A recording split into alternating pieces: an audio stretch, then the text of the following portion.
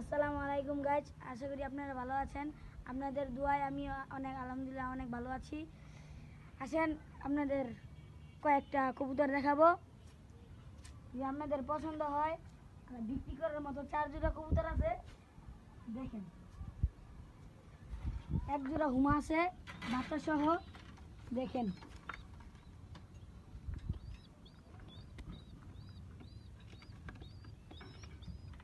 এই জোড়াটা বিক্রি করা হবে 1200 টাকা। এই গিরিবাসী রেসার জোড়া আছে, এটা বিক্রি করা হবে 1500 টাকা। আপনার যদি নেন, একটা গিয়াসুরের জোড়া আছে ডিম সহ, এই বিক্রি করা হবে 700 টাকা।